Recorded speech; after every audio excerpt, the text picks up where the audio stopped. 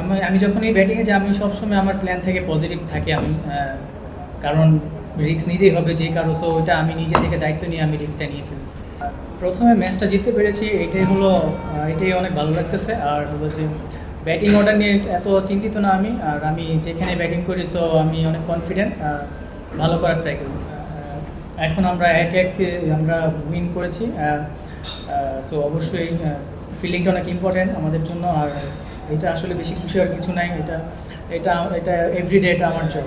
লিটন অনেক ভালো ব্যাটিং করেছে, অবশ্যই অনেক একটা টার্নিং একটা পয়েন্ট, কারণ শুরুতে ভালোটা শুরু করতে পেরেছি বলে আমরা লাস্টে ভালো ফিনিশিং দিতে পেরেছি, এটা অবশ্যই টিমের জন্য খুবই ইম্পর্টেন্ট। আমি মনে করি আসলে তখন মাঝে মধ্যে গেম একটু স্লো করতে হয়, সো এটা একটা ভালো পার্টনারশিপ দরকার ছিল। সো যেহেতু আমরা লাস্টে দিয়ে আমাদের ভালো ব্যাটসম্যান আছে, সো ওটা আমরা কাভার করতে পারবো ইজিলি, সো এটা খুবই দরকার ছিল হৃদয় অ্যান্ড লিটন দাসের ইনিংসটা।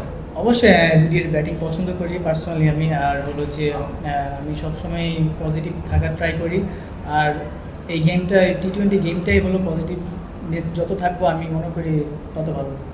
অবশ্যই, যেহেতু কারণ আমরা ওইটাই সিরিজটা হেরে গেছি, সো এখন আমরা এক একে জিতে আছি, সো এখনও সিরিজটা জেতার চান্স আছে আমাদের। সো আশা করি যদি ভালো করতে পারি অবশ্যই সিরিজটা জিততে পারবো।